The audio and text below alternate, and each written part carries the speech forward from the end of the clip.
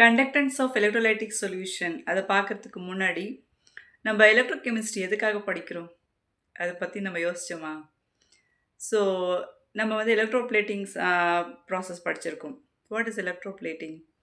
To coat any metal with another metal. So எதுக்காக வந்து coat பண்ண போகிறோம்? To avoid the corrosion and for decoration. So gold plated, silver plated எல்லாம் வந்தாச்சு இல்லையா? இப்போ due to the increase in the gold rate and silver rate. So for electroplating electrochemistry is used. அது மட்டும் இல்லாமல் for corrosion, to prevent the corrosion. So metals வந்து ஒரு சில metals like iron, even silver, they will get corroded due to the oxidation process. So அதை avoid பண்ணுறதுக்கும் வந்து electrochemistry is very useful.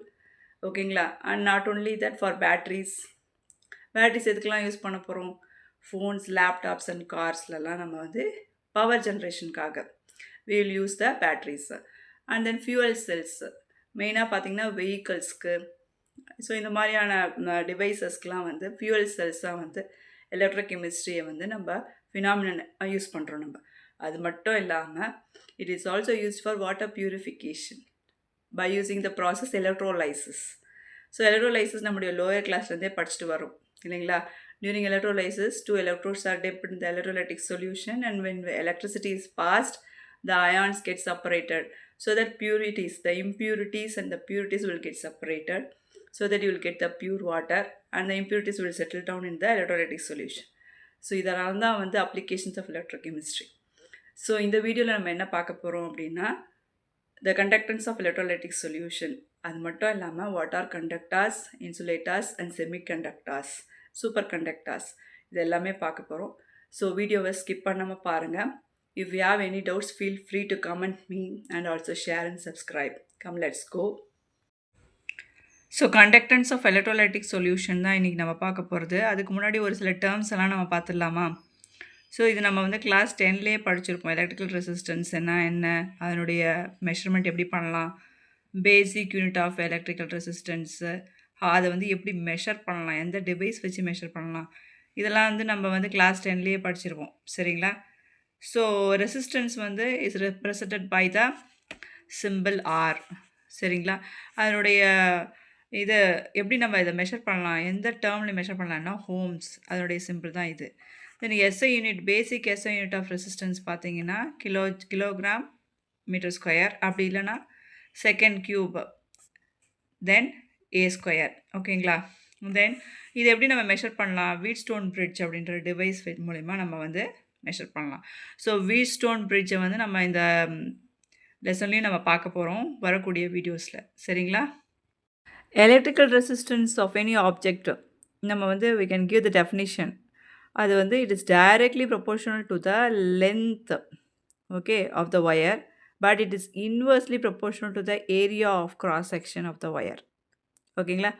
So area is A and then length is L. அப்படி இல்லைனா we can also use the proportionality constant. So constant use பண்ணும்போது நம்ம ஏற்கனவே தெரியும், we have to use the equal to symbol. So R is equal to rho into L by A. சரிங்களா? So இது மாதிரி எழுதும்போது வாட் இஸ் த ரோ அப்படின்றது, rho is nothing but the resistivity, அதெல்லாம் ஸ்பெசிஃபிக் ரெசிஸ்டன்ஸ் அப்படின்னு சொல்லலாம். So இதோட SI unit என்ன? இந்த ரெசிஸ்டிவிட்டியோட எஸ்ஐ யூனிட் வந்து ohm metre, that is ohm metre. அப்படி இல்லை ஹோம் சென்டிமீட்டரில் கூட நம்ம எக்ஸ்ப்ரெஸ் பண்ணலாம், தட் இஸ் ஹோம் சென்டிமீட்டர். சரிங்களா? So 1 ohm metre is equal to 100 ohm centimetre and 1 ohm centimetre is equal to 0.01 ohm metre. சரிங்களா?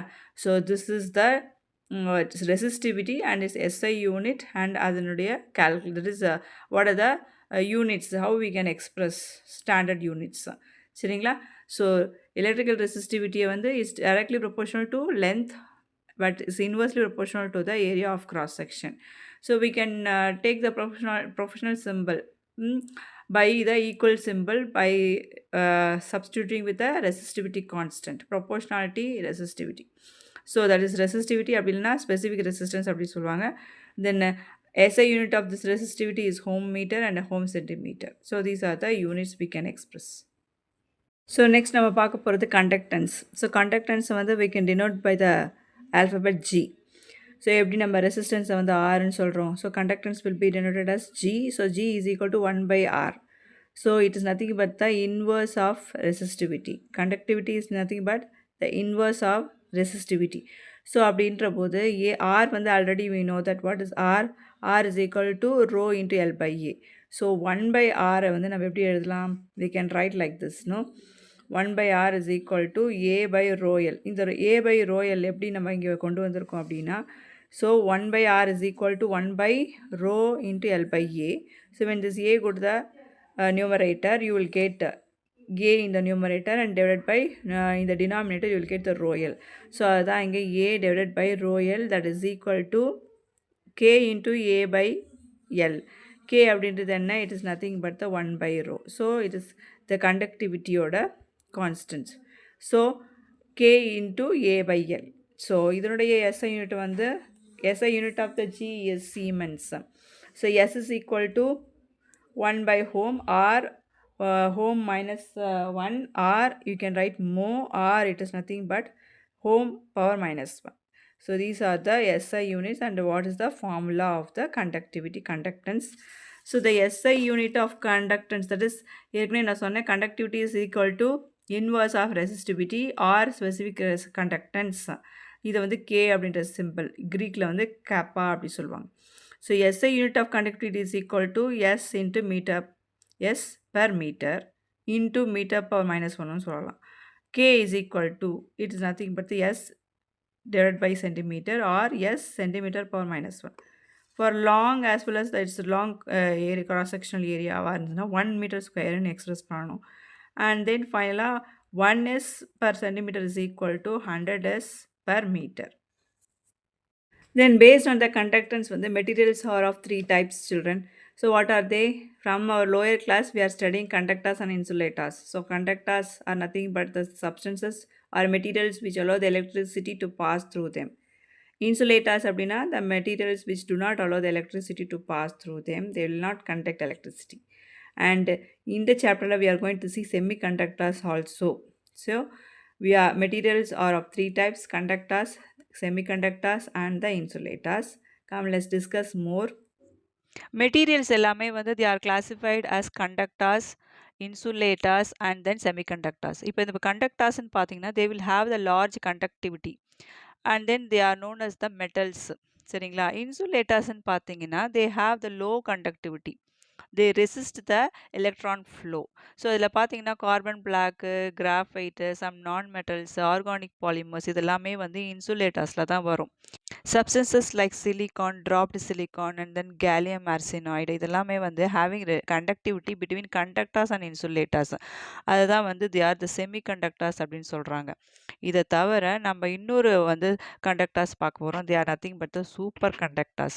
the super conductors பார்த்தீங்கன்னா they will have the zero resistivity or infinite conductivity அப்படின்னு சொல்கிறாங்க. இது தவிர ஏர்லியராக பார்த்தீங்கன்னா only metals and their alloys தான் வந்து at low temperature வந்து சூப்பர் கண்டக்டர்ஸ் இருந்தது. ஆனால் இப்போ பார்த்தீங்கன்னா ஒரு சில செராமிக் மெட்டீரியல்ஸ் அண்ட் மெட்டாலிக் ஆக்சைட்ஸும் வந்து சூப்பர் கண்டக்டர்ஸாக இருக்குது. இதுக்கப்புறமா வந்து நம்ம பார்க்க போகிறது எலக்ட்ரோலைட்டிக் சொல்யூஷன்ஸோட நேச்சர், அதனுடைய டிபெண்டன்ஸ், அது மட்டும் இல்லாமல் அயானிக் சொல்யூஷன்ஸோட டிபெண்டன்ஸ், அதனுடைய நேச்சர், இது எல்லாத்தையும் பார்க்கலாம். வரீங்களா? தென் நம்ம நெக்ஸ்ட் பார்க்க போகிறது எலக்ட்ரிக்கல் கண்டக்டன்ஸ். இந்த எலக்ட்ரிக்கல் கண்டக்டன்ஸ் வந்து எப்படி நடக்குதுன்னா through the flow of electrons.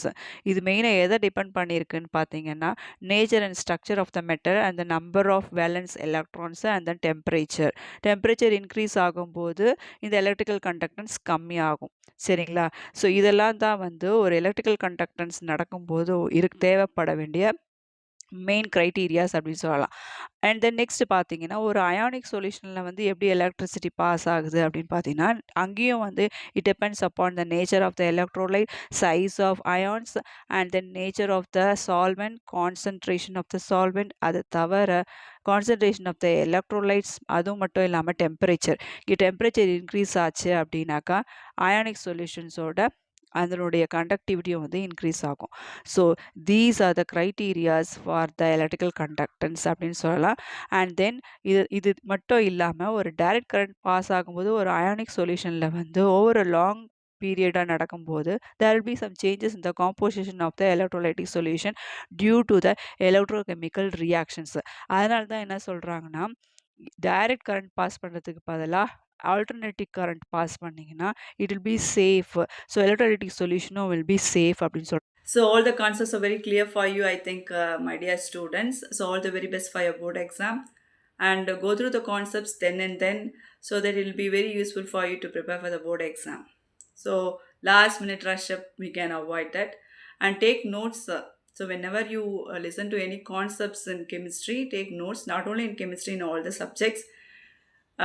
Try to take notes so that your diversions will be less. So you'll focus more in your studies. Thank you. We'll see in the next video. Until then, bye, and also share and subscribe. All the very best.